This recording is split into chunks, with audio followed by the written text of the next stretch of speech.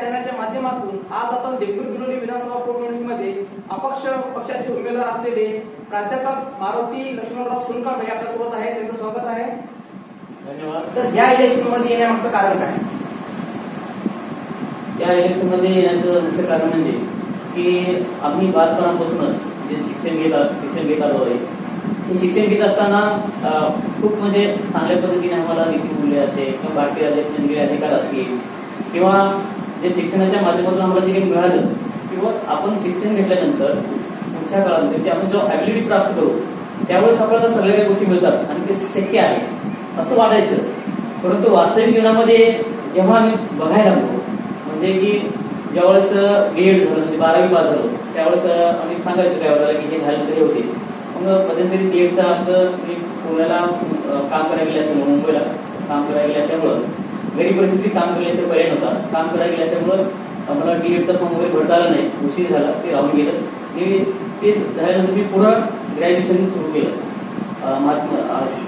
अण्णाभाऊ साठे महाविद्यालय मुख्य या ठिकाणी ग्रॅज्युएशन केलं आणि त्या काळामध्ये आईवडिलांना सांगितलं होतं की माझं ग्रॅज्युएशन झाल्यानंतर मी लेक्चरर होणार आहे असं मी त्यांना म्हणजे स्वप्न दिलं. त्यांना एक आमिष दाखवलं. आमिष दाखवण्यापेक्षा हे झाल्यानंतर होईल गॅरंटी होती. आणि ज्यावेळेस हे एज्युकेशन MA झालं नंतर नेट सेट झालो MPhil झालं म्हणजे ते झाल्यानंतर आईवडिलांना वाटायचं की आता नोकरी मिळणार आहे. आता एवढं शिक्षण झालं म्हणजे मिळणार आहे त्यांची अपेक्षा साठ होती.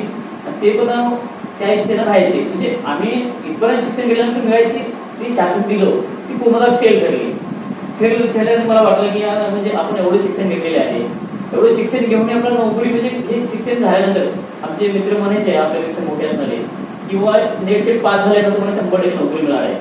मग ही जी भावना होती ती भावना पूर्णतः वास्तविक जीवनामध्ये फोल्ड ठरली.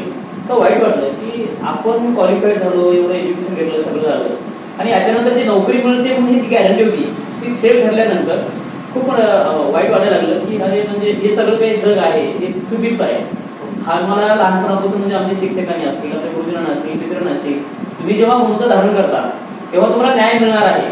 आता अभ्यासाच्या बाबतीतून तेच मिळाले आपल्याला सुरुवातीपासून ज्ञान शिक्षक वगैरे सगळं तसंच मार्गदर्शन केलेले आहे. आणि खऱ्या अर्थाने जेव्हा आम्ही गुणवत्ता प्राप्त केली त्यानंतर जेव्हा आम्ही इंटरव्ह्यूला जायचो त्यावेळेस अनेक लोकांचे म्हणजे असं सिलेक्शन व्हायचे की ते पैसे वगैरे व्हायचे. मग त्यावेळेस आम्ही इंटरव्ह्यू देऊनही परत यायचो. त्याच्यानंतर दुसरी भावना होती की इंग्लिश जेव्हा वेळेस तुम्ही परफेक्ट व्हाल त्यावेळेस तुम्हाला नोकरी मिळते अशी ती भावना होती. त्यामुळे मी MPhil हे इंग्लिश मधूनच केलेलं आहे. सर्च करून केले ते पुण्यामध्ये ते सेंटर सर्च केलं तिथून MPhilला तिथं मी ऍडमिशन घेतलं. आणि त्यावेळेस अनेक लोकांनी मला आम्ही सुद्धा दाखवले की तुम्ही पैसे दिलात तर तुम्ही पास होणार तुम्हाला 10,000 रुपये द्या तुम्हाला पास करून देऊ अशी त्यांनी मला माझ्या पुढे फॉर्माला त्यांनी दिली होती. त्यावेळेस त्यांना म्हणलं की काय म्हणताय तुम्ही अहो पुणे हे विद्येचं माहेरघर आहे आणि विद्येच्या माहेरघरामध्ये आम्ही ज्ञान मिळेल आम्हाला थोडं तरी ह्या अपेक्षेने आलो आम्ही म्हणजे आमच्यामध्ये डेव्हलपमेंट होईल आम्हाला नॉलेज होईल. We have to acquire good knowledge from Pune. Pune is very good city for the knowledge. We know about that all this information we have to acquire from the our surrounding areas as well as our teachers. We don't have to forget it.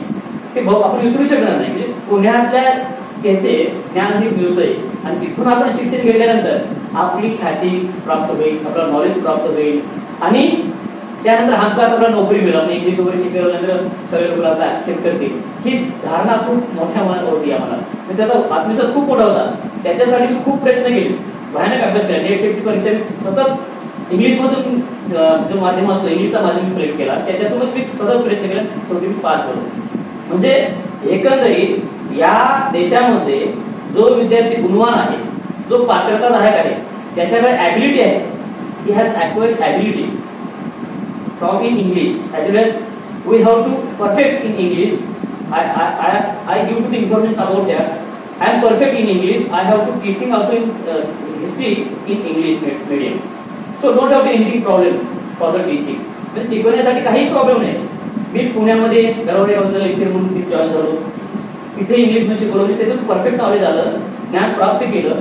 हे सगळं केल्यानंतर जे काही तुम्ही म्हटलं किंवा इकडे का वळताय तर एकंदरीत आजपर्यंत आलेल्या अनुभवाला म्हणजे तुम्हाला साक्षात राहून गेलं की पुण्यामध्ये पैशाची जी आम्ही दाखवलं म्हणजे मागणी केली त्याला मी नकार दिला स्पष्ट नकार दिला. त्या मॅडम स्पष्ट म्हणलं मॅडम हे काय बोलताय तुम्ही मी याच्यासाठी नाही आलो इथं मला ज्ञान पाहिजे मी इथं ज्ञान मिळवल्यानंतर माझी वेगळी परिचिती होणार आहे, वेगळी ओळख होणार आहे. त्याच्या आधारावर मी पुढच्या काळामध्ये माझं अस्तित्व निर्माण करणार आहे.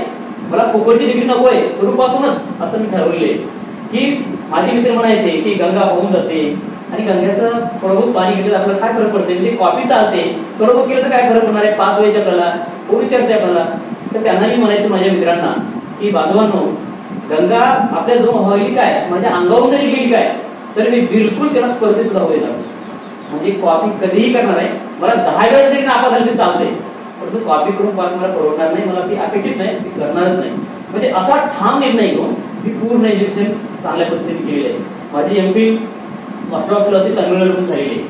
म्हणजे एकदम कष्टानं मेहनतीनं ते अभ्यास करून ऍक्वायर केलेली डिग्री. आणि परत माझ्या चाचपणीसाठी म्हणजे आपल्याला खरंच नॉलेज आहे का याच्यासाठी मी LLBची परीक्षा केलेली आहे. LLBची दिली परीक्षा, त्याच्या माध्यमातून मी सुद्धा परफेक्ट पास झालेली आहे. आणि त्याच्यानंतर पुढे म्हणलं की खरंच हे पास करताना बरोबर आहे का, आपलं नॉलेज आहे का, खरंच इंग्लिश येते का आपल्याला, हे आजमावून पाहिजे. परत मी MA इंग्लिशला ऍडमिशन घेतलं आणि त्याच्यामध्ये सुद्धा मी एलिजिबल झालो. मग ह्या सगळ्या बाबतीतून हे करत असताना मला नॉलेज वाढत गेलं आणि गव्हर्नमेंटने ती जागा भरणं बंद केलं. मग ह्या सगळ्या गोष्टीमुळे असं झालं की आपण अर्जंट करू ना, वय वाढत चाललेलं आहे. 10-12 वर्ष आपण CHB केलेले आहोत. तर CHB पेमेंट किती मिळतं हे सांगायचं तर लागवड तासिका बेसवर. आणि त्या तासिकापासून मिळणारे पेमेंट खूप तुटपुंचे आहे. जे की आज मिस्त्री कामाला जाणार आहे किंवा शेताला काम करणारा जो काही बांधव आहे तो संध्याकाळी 500चं नोट घेऊन येतो. पण इथला माणूस संध्याकाळी कोथिंबीर घेऊन येण्यास तेवढे सुद्धा पैसे घेऊन येत नाही. ही शोकांतिक आहे. हे जेव्हा मी अनुभव घेतला तेव्हा मला वाईट वाटलं. आपण आतापर्यंत जे काही शिकलेलं आहे की भारतीय राज्यघटनेच्या माध्यमातून की जनकल्याणकारी शासन, लोककल्याणकारी शासन, म्हणजे प्रत्येकाला त्यांनी गुणवत्ता सिद्ध केल्यानंतर न्याय मिळतोच. हे जे ठाम आम्ही शिकलोय आणि शिकवलंय ते सगळं जे काही आपल्या पुढे उभा राहिलेली डोकर आहे किंवा आपल्या पुढे उभं राहिलेले स्वप्न आहे ते सगळं स्वप्न चकनाचूर झालं. आणि त्याच्या प्रश्नातून मी विचार करायला लागलो. विचार करून म्हटलं बाबा असं जर असं तर आपल्याला हीच पाळी आहे. आणि इथे एक प्रश्न महत्वाचा आहे तुम्हाला सांगतो की ज्यावेळेस त्यांनी हे सांगितलं त्यावेळेस म्हणजे थोडं मला वाटलं की त्यांच्या मुलांचा काय इच्छा असेल, म्हणजे मुलांना तुम्ही काय काय सुविधा देता. काय नाही सर, मुलांना काही देऊ शकत नाही. मुलं मागतात बॅग चांगली पाहिजे, मुलं मागतात पुस्तकच पाहिजे, मुलं मागतात वही पाहिजे. म्हणजे जे साधने पाहिजे इतर मुलांना पाहून ते मुलं मागतात. म्हणजे साहजिक आहे की आपलं वडील प्राध्यापक आहे आणि इतरांचे वडील सुद्धा प्राध्यापक असणार आहे. या प्राध्यापकांनी ज्या मुलांना म्हणजे परमनंट प्राध्यापक जे आहे ते जे सोर्स पुरवतात ते आपल्या मुलांना सुद्धा मिळावं अशी आपल्या मुलांची सुद्धा रास्त भूमिका असते. त्याप्रमाणे मुलं सुद्धा मागतात, पण मी तिथे कमी पडतोय असं त्यांनी सांगितले. आणि मला प्रश्न पडला की त्या मुलांचा का दोष आहे. जर समजा त्या मुलांनी आपल्या वडिलांना विचारला की पप्पा तुम्ही काय म्हणजे तुम्हाला नोकरी का परमनंट मिळत नाही, तुम्ही कुठं कमी पडलात, तुमचं शिक्षण कमी आहे का, तुमची गुणवत्ता कमी आहे का, इतर प्राध्यापकांना फुल पेमेंट मिळते तुम्हाला मिळत नाही, म्हणजे ते मुलांना सगळे म्हणजे आम्हाला देत नाही, म्हणजे मुद्दाम देत नाही का. अशा पद्धतीची जी प्रश्न निर्माण होतील मुलापुढे त्यावेळेस आपण उत्तर देऊ शकत नाही. हे दुनिया जी काय ते काला बाजार आहे, हे गाणं खूप आवडलं. ते नंतर पाहिलं म्हणून आणि ह्याच्यापेक्षा आपली परिस्थिती वेगळी नाही. ह्या काला बाजार पिक्चर मध्ये सगळं आपलं वर्णन केलेलं आहे आणि अशीच आपली अवस्था आहे. म्हणून वाईट वाटतं, दुःख वाटलं, भरपूर केलं. तिथं सगळं बघायचं, वेगळं वेगळं खेळायला द्यायचं नाही. थोडं स्विमिंग पूलचं असेल किंवा ते आकाशमाला असेल. तुम्ही या परिस्थितीमधून जाण्यासाठी तुम्ही या राजकारणात वळला. हा म्हणजे हे सगळं पाहिलं त्या शासनाला जाब विचारायचं नाही का. मला असं म्हणायचं आहे की UGC जी परीक्षा ठेवते, हा UGC नेट परीक्षा असेल, सेट परीक्षा म्हणजे पूर्ण स्टेट लेवल आणि पूर्ण इंडिया लेवलवरती परीक्षा असते, नॅशनल लेवलची परीक्षा असते. पण त्या परीक्षेमध्ये आपण पास झालेलो आहोत ना, मग आपण पात्रधारक आहोत याचा अर्थ त्यांनी आपला सर्टिफिकेट दिले याचा अर्थ आपण गुणवंत आहोत, पात्रधारक आहोत, इलिजिबल आहोत. मग हे असताना हे सर्टिफिकेट आम्हाला काही दाद मिळते का नाही, याचा फायदा होतो का नाही, ते व्हॅलिड आहे ना. ज्यावेळेस आम्ही गुणवत्ताधारक आहोत, ज्यावेळेस आम्ही ती पात्रता पूर्ण केली त्यावेळेस आम्हाला नोकरी मिळाली पाहिजे ना. जी गोष्ट आम्ही धारण केली ती गोष्ट त्याला मिळालं पाहिजे. मग ते मिळत नाही, मग याचं मिळत नाही का मिळत नाही हा प्रश्न मला पडला. जर समजा त्यासाठी तुम्ही या इलेक्शनमध्ये या माध्यमातून सुरुवातीला मी सगळं काय केलं की सगळं मित्र जोडले आणि मुंबईला आझाद मैदानावर मी आंदोलन उभा केलं, त्यातून मित्र जोडले, त्यातून डिस्कस होत गेलं आणि त्याच्या माध्यमातून पुढे काय केलं की आम्ही निवेदन द्यायला सुरुवात केली, विनंती द्यायला सुरुवात केली. त्याच्यानंतर आपले प्रांतीय मागण्या जे आहेत, मोर्चा करणं, संप करणं आणि निवेदन देणं, हे 2-4 वर्ष चालू राहिले. आणि प्रत्येक वेळी जे मंत्री म्हणायचे की 8 दिवसात, 4 दिवसात, 15 दिवसात, महिन्यात, 2 महिन्यात असं म्हणत मला 4-5 वर्ष रोटे गेले. मग शेवटी मी ठरवलं की असं जर होत असेल तर मग आपण न्याय कधी मिळणार आहे? वय वाढत चालले, वय वर्ष 38 आहे. मग अजून 4-5 वर्ष गेले 45 होतं. मग 45 वर्षामध्ये म्हणजे नोकरी मिळण्याची गॅरंटी नाही, अजून स्टेजवर तसं जाईलच. मग आपले आयुष्यातले महत्वाचे वर्ष जर आपण वाया घातले, 50 वर्ष गेले, तर समजा असे वर्ष गेलेले अनेक माझे बंधू मोठे जे आमचे सिनियर आहेत ते रिटायर झालेले, तर आपण मी त्याच मार्गावर आहोत. आणि अशा ह्या काळामध्ये आपण वाट पाहत आपले जे 50 वर्ष गेले, तर नोकरी कधी मिळणार आहे? आपण नोकरी मिळणार कधी आहे? आणि नोकरी जर मिळणार नसेल तर मग आपल्या आयुष्याचा अर्थ काय? म्हणजे अशा पद्धतीची आपल्यावर अवस्था आहे. आपण पुढे स्टेप राहू शकतो, आपला आयुष्य असं बरबाद होणार आहे. मग हे अत्यंत वाईट आहे. मग ह्या काळात जर असे जर आपलं जीवन जात असेल तर मग आपण म्हटलं संघर्ष केल्याशिवाय आपलं पर्याय नाही. ते माझाच प्रश्न नाही, माझ्यासोबत असणाऱ्या 10,000 तरुणांचा प्रश्न असा आहे की मला शासनाला सांगायचं आहे की बाबा हे तुम्ही करताय का, खेळ करताय काय? जसं आपण बघतो की लहानपणामध्ये एक चॅप्टर एक छोटीशी गोष्ट होती की लहान मुलं दगड मारतात आणि बेंडकाचा जीव जातो.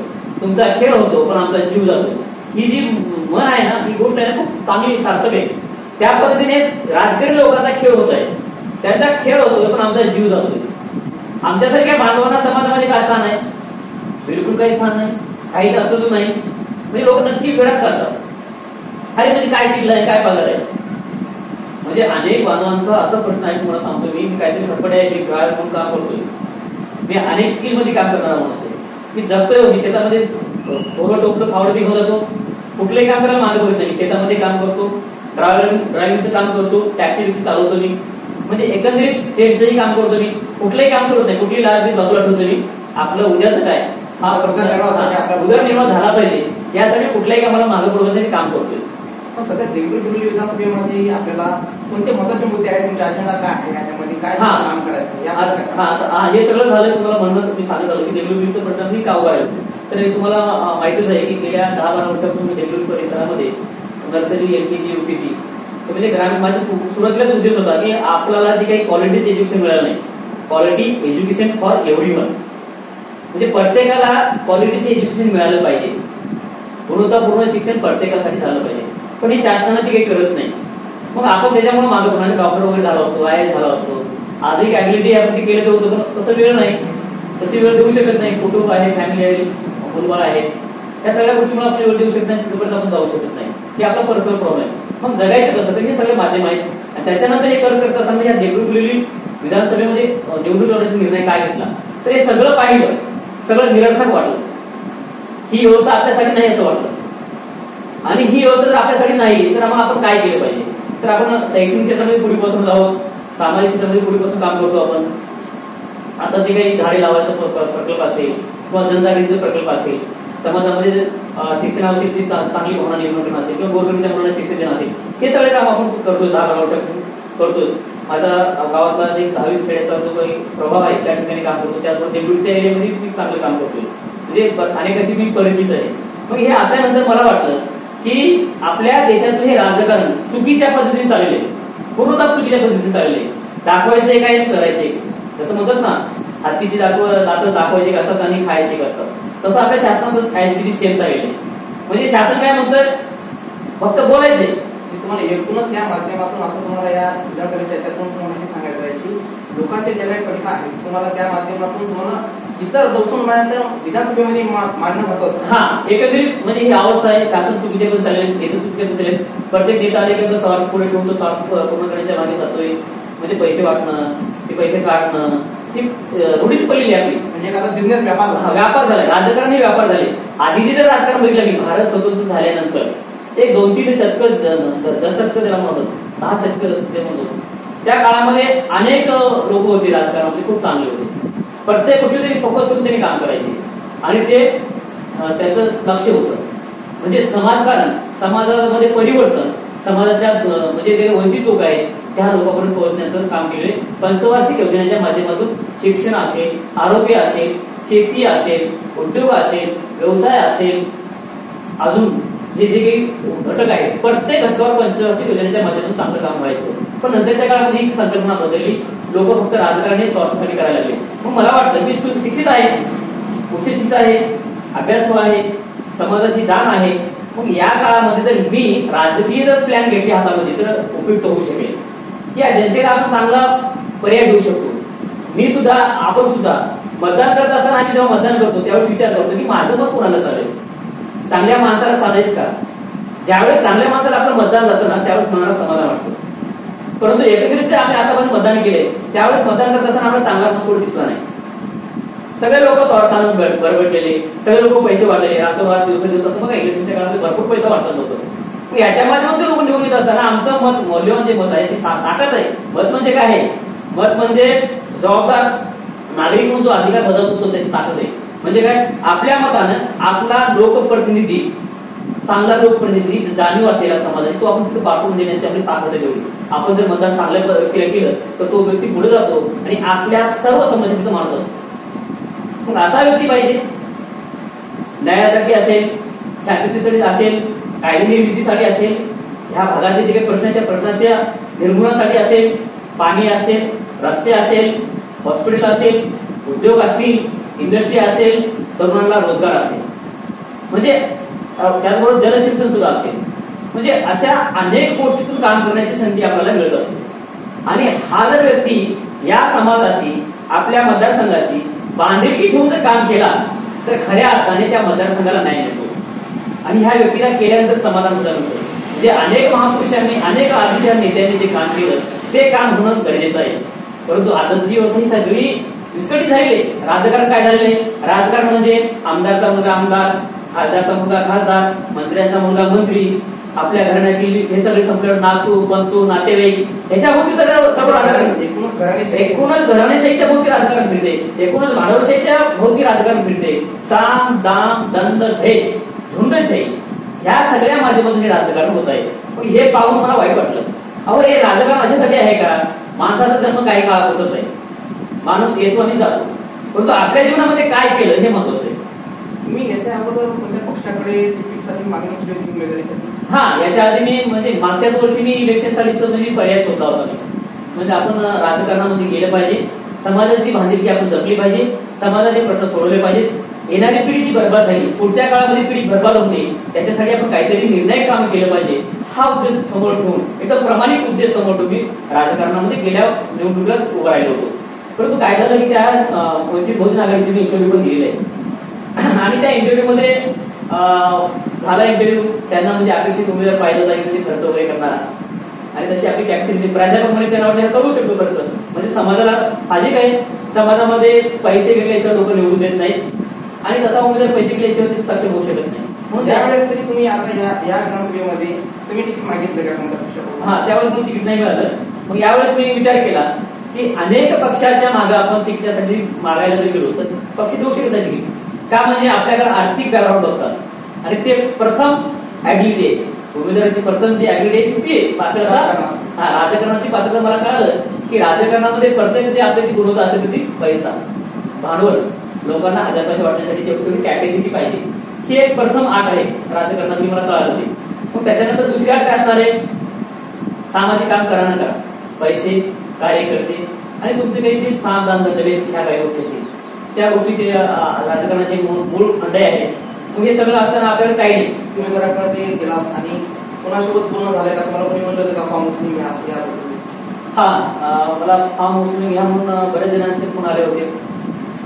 आता ते नाव उल्लेख करायची आवश्यकता नाही, पण बऱ्याच जणांनी फॉर्म उचलून घ्या, तुमची काही अपेक्षा सांगा आणि कशाला लढवता पडली तुम्ही काही जिंकून येणार नाही, काही नाही. तुम्ही माघारी असं म्हटलं, मी म्हटलं नाही, मी एक आवाज म्हणजे निवडणूक लढवतो म्हणजे मी माझ्या इच्छासाठी लढवतो किंवा भावादर बघून लढवतो नाही. आता मी चळवळीमध्ये पार्टिसिपेट झाले, मी प्रॉपर वेळ ठरवले आहे की मला येणाऱ्या काळामध्ये ह्या भागात काम करायचं असेल. तर त्यांनी जे म्हणलं होतं की तुम्ही माघार घ्या, त्याला मी म्हटलं प्लीज कृपया मला तुम्ही काही तसं म्हणू नका. मला तरुणांचा आवाज होऊन समस्येचं निराकरण करण्यासाठी मला आवाज होऊन पुढे यायचे आणि तो आवाज जर मी दबलं गेलो तर दुसरा आवाज कधी येईल माहिती नाही. पण मला वाटतं, मला आत्मविश्वास आहे की हा आवाज मीच म्हणू शकतो आणि हा आवाज होऊनच आपण टिकून राहिले पाहिजे. जनता आपल्याला कधी ओळखेल तो पहिला प्रश्न झाला, पण आपण या कामासाठी अविरत प्रयत्न करणार आहोत हे दाखवून देण्यासाठी आपण थांबलंच पाहिजे ना. थांबल्याशिवाय काय करणार आहे? म्हणून किती माघारात अनेकांचे काही प्रश्न आले, अनेकांनी तिकीट घ्या, नंतर मला आले फोन MIM चौकडे फोन आला, तुम्हाला झारखंडहून परत फोन केले, बाबा तुम्ही साहेबांशी केलेला होते, तुम्ही कुठे घ्या, असाही फोन आला मला. आणि अनेक प्रस्तावित पार्टीचे केले होते, पण तुम्ही माघारी इच्छा असं सांगा की करू आपण. तिकडे इच्छा वगैरे काहीच नाही, माझी इच्छा ऐकलीच नाही. आजचं राजकारण चुकीच्या पद्धतीत झाल्यामुळे तरुण भरकटला चाललाय, तरुणाचं आयुष्य आणि भविष्य बर्बाद झालेलं आहे, त्याच्यामुळे मला माघार घ्यायची. तुमच्याकडे आपण थांबलात, कोणता उमेदवार तुमच्याकडे प्रचारात येणार नाही, काय नाही, तरीही तुम्ही अपक्ष थांबलात. हा, माझा प्रचार आणि प्रसारला दुसरे कोणी उमेदवार येणार नाही हे म्हटलं तुम्ही अगदी खरं आहे, परंतु ते प्रश्न तुमचा इथं थांबवतो, त्याला उत्तर आहे. तर माझ्यासाठी माझ्यासारखे म्हणजे अनेकांचं प्रचार प्रसार करायला मंत्री आले, केंद्राचे मंत्री असतील किंवा महाराष्ट्रातले मंत्री असतील, ते प्रचार प्रसार करायला आलेले. पण माझा प्रचार कोण करणार आहे, तर माझा प्रचार करण्यासाठी MA MPhil PhD डॉक्टरेट लोक माझा प्रचार करायला आहे. महाराष्ट्रातले सर्व एज्युकेटेड लोक आहेत, ते मंत्री सुद्धा तेवढे एज्युकेटेड नाही, तेवढे ज्ञानी नाही. दुर्दैव आपल्या देशाचं जे PhD करणारे लोक रस्त्यावर आहेत आणि 8वी 9वी 10वी 12वी असणारे लोक मंत्रालयामध्ये काय करतील ते आमचं. मग असे जे प्रचार करायला आहेत ते सगळे माणसं अनुभव आहेत, अभ्यासू आहेत आणि ह्या क्षेत्रामध्ये सगळं ज्ञान असणारी व्यक्ती आहेत आणि ते नक्कीच ह्या मंत्र्यापेक्षा ज्ञानी आहेत आणि ते प्रचार करण्यासाठी माझ्यासोबत येणार आहेत. लातूर असेल, सोयीसर आहेत, लातूर येणार आहे, कोल्हापूरहून खिलारे सर येणार आहे, त्याच्यानंतर नांदेडहून माझे मित्र मधुकर शिंदे हे येणार आहे. एकूणच माझ्यासोबत टीम 100 लोक माझ्यासोबत येणार आहेत प्रचाराला, त्यामुळे प्रचाराचा काही प्रश्न नाही. म्हणजे तुम्ही आता सुरुवात केली, यानंतर तुम्ही माघार घेणार आहे, म्हणजे प्रत्येक विधानसभेमध्ये तुम्हाला ठामपणे उभे राहणार, ते काय इलेक्शन बघून काय वाटतं? हा, आता एक तुम्ही म्हटलेला प्रश्न खूप छान आहे आणि म्हणजे पुढं काय, आता निवडून करताना पुढं काय करणार ते खूप प्रश्न छान विचारला. याच्यावर आमची चर्चा झालेली आहे. आता आम्ही ठरवलंय की गव्हर्नमेंट आमच्या रस्त्यामध्ये आडकाठी आणते, म्हणजे आमचं जे काम शिक्षणाचं पवित्र आहे, म्हणजे अध्यापन करण्याचं पवित्र काम आहे, त्याच्यात आम्हाला खूप आवड आहे आणि ते कामामध्ये आम्ही छान पद्धतीने करू शकतो. परंतु गव्हर्नमेंट काय केलं की ते आम्हाला ते अडवले. विचार करा, ज्यावेळेस तुम्ही एखाद्या पाणी वाहते ना त्याच्या सरळ दिशेने, त्यावेळेस तुम्ही बांध बांधून बघा, त्यावेळेस ते बांध जोपर्यंत ते बांध आहे तोपर्यंत ते थांबेल, त्याच्यानंतर जेव्हा पाणी जास्त जमेल समजा आक्रोशामध्ये, त्यावेळेस म्हणजे पाण्याची लाट जास्त झाली की दुसऱ्या बाजूला वाट करते. तसं आमचं झालेलं आहे. आमचा मार्ग आम्हाला सुरळीत होता, परंतु गव्हर्नमेंट आम्हाला सुरळीत मार्गाने चालू देत नाही, ते आमच्या मार्गामध्ये बांध टाकण्याचा प्रयत्न करते. तेव्हा आम्ही डायव्हर्ट होणारच, डायव्हर्ट पुढे जाणार तर त्यांच्या रस्त्यावर जाणार, म्हणजे सरकारच्या नेत्यांच्या राजकारणाच्या रस्त्याने आता उतरवलं आम्ही. आणि त्याचा निश्चितच आम्ही आता इलेक्शन एवढंच नाही, आता आम्ही ठरवले सगळ्या तरुण बांधवांनी की आपल्याला हे सरकार न्याय देत नाही, तर काय करणार आहोत. तर आम्ही आता ग्रामपंचायत, पंचायत समिती, जिल्हा परिषद, आमदार, खासदार इथपर्यंतच्या सगळ्या निवडणूक लढणार आहोत आम्ही. अहो, जनतेची आम्ही मुलं आहोत, जनताच आमची मायबाप आहे, पब्लिकच आमची, पब्लिक नेत्यापेक्षा आम्ही पब्लिकच जास्त जवळचे आहोत. आणि आम्ही जर हा उठाव केला, आमच्या भावना आणि त्यांची भावना वेगळे नाही, त्याच्यामुळे सगळे नक्कीच आमच्या पाठीशी राहतील. आपण बघतोय की आजच्या काळामध्ये MPSC असणारे, UPSC असणारे, नेटसेट PhD सगळे लोक म्हणजे त्रासून या गव्हर्नमेंटच्या धोरणात त्रासून वैतागलेत हो, त्यांनी आत्महत्या करायला लागलेत. आणि अनेकांचे वडील ह्या मुलाला नोकरी लागल्या, 2 लाख खाऊ घालून म्हणजे त्याचा मृत्यू होऊन चाललाय, पण ते इच्छा आईची पूर्ण करू, आईवडिलांची इच्छा पूर्ण करणारे आज करून आम्ही. मग असं हे दुःख जे आहे ते दुःख आम्ही आमच्या ग्रामीण भागातल्या आमच्या मतदारसंघाच्या आम्ही बांधवांना, आईवडिलांना, माता पित्यांना, मतदार बांधवांना सांगितलं, तर नक्कीच आमच्या पाठीशी राहतील आणि येणाऱ्या काळामध्ये या तरुणाचंच राजकारण होणार आहे. काय आव्हान कराल या देगलूर बिलोली मतदारसंघातील सर्व तरुण बांधवांना, विशेषतः माता पित्यांना, या सगळ्यांना मी असं आव्हान करतोय की सगळ्यांनी आपण जागा झालं पाहिजे. जागा होण्याची वेळ आहे.